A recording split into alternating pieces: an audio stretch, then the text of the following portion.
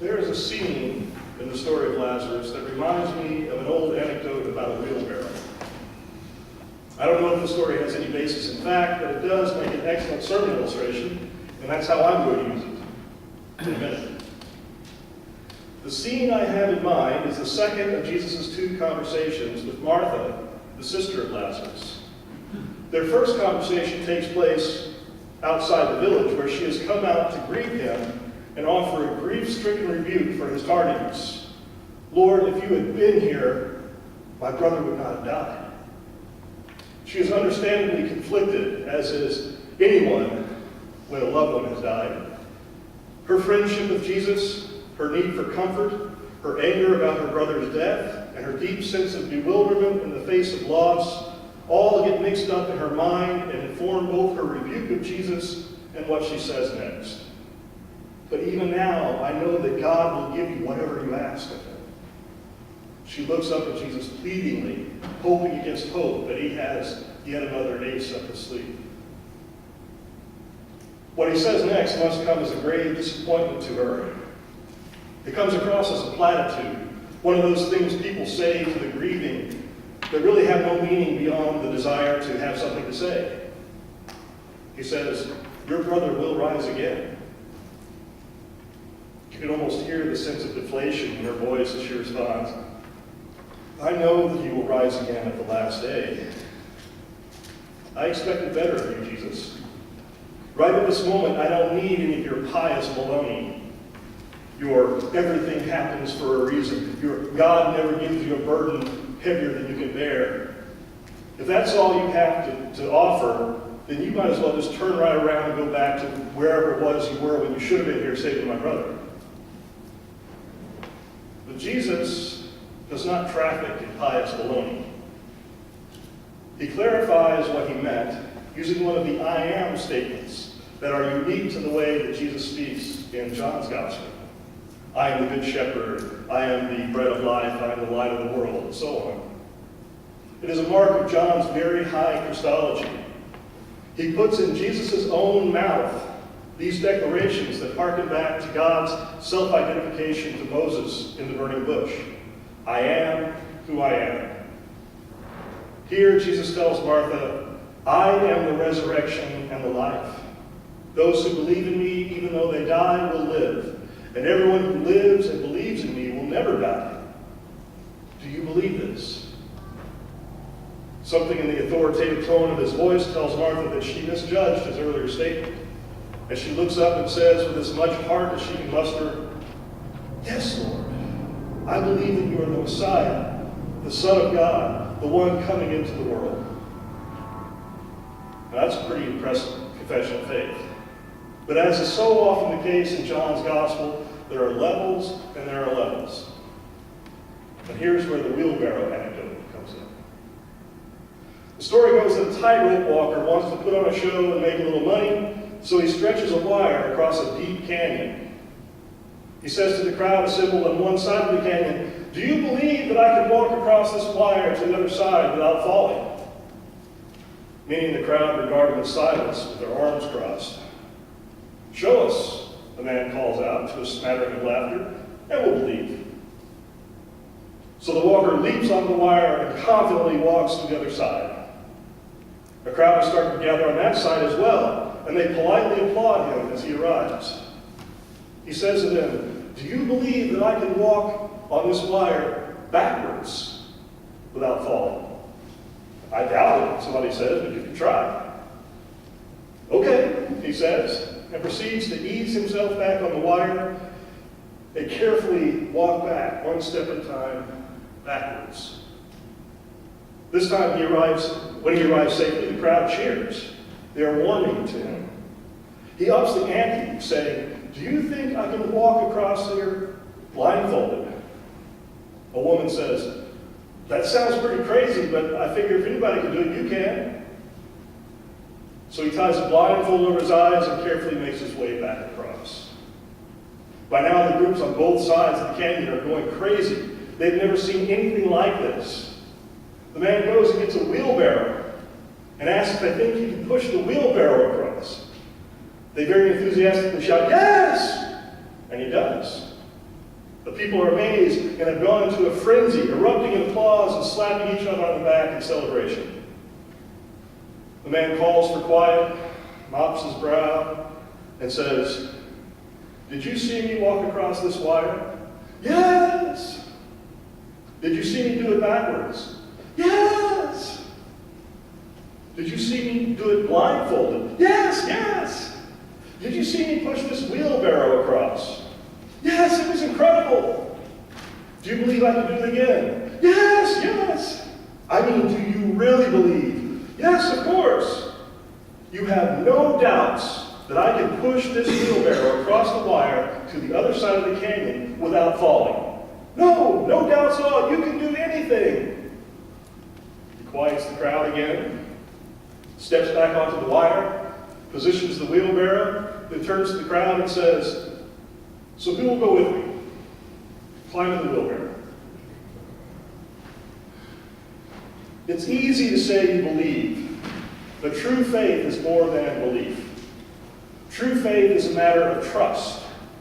And trust gets revealed, and faith gets revealed when trust is difficult, when you have something to lose. That's why James says that faith without works is dead. If you're not willing to get into that wheelbarrow, all your protestations of faith ring a little hollow. Martha has her wheelbarrow moment a few verses later in her second conversation with Jesus. They have arrived at the tomb where her brother Lazarus is buried. Martha's sister Mary is there, as are a throng of mourners who have come to comfort the two bereaved women.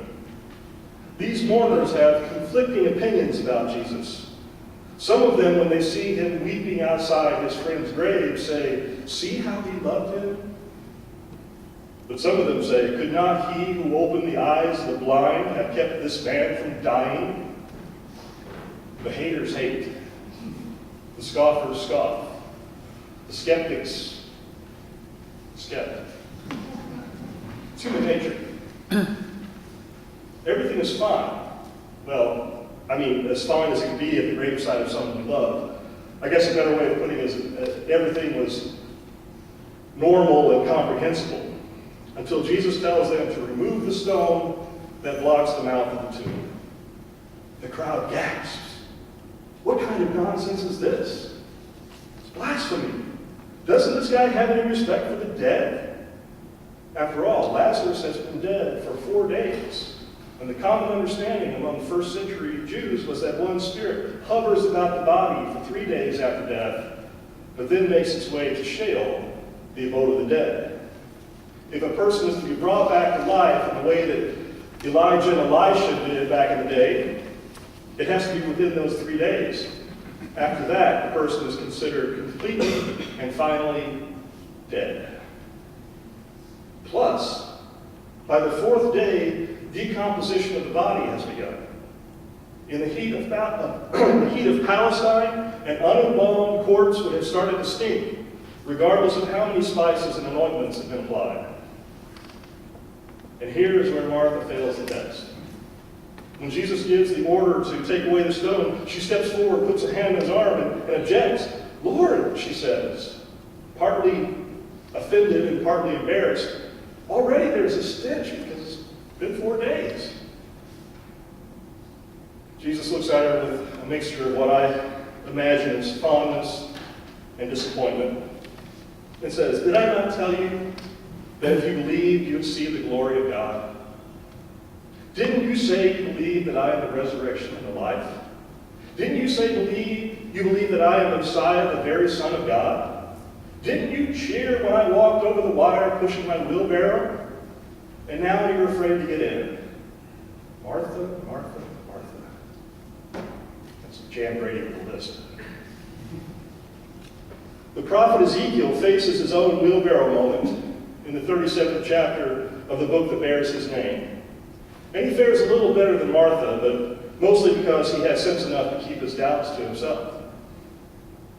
In the most famous of the many weird visions he recounts, God sets him down in the middle of a valley that is full of dry bones. It's a spooky place, kind of like the elephant graveyard in Lion King. It was probably the site of a great battle or slaughter, and Ezekiel says there were very many bones lying in the valley, and they were very dry. As he looks around at these desiccated femurs and tibiae, stretching in every direction as far as he can see, the prophet senses God asking him, "Mortal, can these bones live?" And he answers, whatever he himself might think of the prospect, "O Lord God, you know." It's a safe answer, and probably the wisest one under the circumstances. But he cannot have been prepared for what happens next. Per God's command, Ezekiel preaches to the bones, and then he watches in terrified amazement as they start moving on their own, rattling their way to reunion with their former neighbors. Bones join together with ligaments, muscles and tendons attach, vital organs grow back, and it all gets wrapped up in skin and hair. Much of Ezekiel's writing comes across as reports of a series of psychedelic experiments, and he must have felt that he was tripping indeed as this vast multitude came back together before his eyes. But God is not done yet. God instructs the prophet to prophesy to the breath, and say to the breath, "Thus says the Lord God, come from the four winds, O breath, and breathe upon these slain that they may live." Ezekiel does so, and the breath of life enters the bodies, and they stand on their feet. In Hebrew, the same word, ruach, means wind, spirit, and breath. A form of that word appears 10 times in this short passage of 14 verses. Listen again to verse 9 as I substitute ruach for breath and wind. "Then he said to me, prophesy to the ruach. Prophesy, mortal, and say to the ruach, thus says the Lord God, come from the four ruachs, O ruach, and breathe," for some reason that's an unrelated verb, "upon these slain that they may live." Do you suppose God is trying to get some kind of message across? Something about the power of God's Spirit, maybe? God explains to Ezekiel that these bones are a metaphor for the people of Israel, who have suffered defeat by their enemies, seen their city and temple destroyed, and gone into exile in a foreign land. God says, "The people say our bones are dried up and our hope is lost. We are cut off completely." In response to this complaint, God tells the prophet to send a message to them.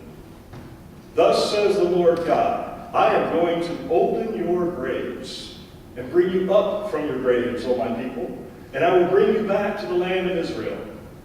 And you shall know that I am the Lord when I open your graves and bring you up from your graves, O my people. I will put my ruach within you, and you shall live, and I will place you on your own soil. Then you shall know that I, the Lord, have spoken and will act, says the Lord." The people have given up hope. If all this disaster has come upon them, they reason, it must be because God has abandoned them. Or worse, that God has been defeated by the more powerful gods of Babylon. Our holy place is gone, and we will never return to the land of our birth. We will die in exile, as will our children and our children's children. Our bones are completely dry. We have been dead for 4 days, and our spirit has departed once and for all. If you remove the stone, there will be a stench. Our hopes have been crushed. What point is there in going on? Why not lie down and die and get it over with? Through Ezekiel, God brings a message of hope in the midst of Israel's despair. Even the driest bones can live. Through Jesus, God brings a message of hope to Martha and Mary. Even one who has been dead 4 days can live again. Jesus enacts the prophecy of Ezekiel there at his friend's tomb in Bethany. He opens his grave and brings him up from his grave. He puts his spirit, ruach, pneuma, within him, and he lives. Jesus calls out to Lazarus, and he, like the sheep that knows its shepherd's voice, stumbles out of the tomb, his hands and feet and face still wrapped in the grave clothes. Jesus tells the slack-jawed bystanders, unbind him and let him go. Jesus is the resurrection and the life. Those who belong to the Good Shepherd's sheepfold possess a kind of life that is indestructible. A life that comes from the Spirit of God. As Paul tells the Romans, if Christ is in you, though the body is dead because of sin, the Spirit is life because of righteousness. If the Spirit of him who raised Jesus from the dead dwells in you, the one who raised Christ from the dead will give life to your mortal bodies as well, through the Spirit that dwells in you. When you belong to Christ, when you belong to God, when you have had the breath of God breathed into you, nothing is impossible. The dry bones can live again. The dead man can come forth from his grave, bewildered and blinking in the sun, but alive, truly alive. The one who suffers from depression, addiction, mental or physical illness, crippling fear or despair can be pulled back from the brink and given a renewed sense of the possibilities of life. Even a nation that has taken a wrong turn, even a world in the grip of powers that want to diminish life for the many in order to enhance life for the few, even a world where injustice and greed and war threaten the lives of not only millions of people, but also the survival of the very planet. Even in the face of all these plausible reasons for despair, hope and new life can come. Where the Spirit of God is, there is life. And where there is life, there is hope. All we have to do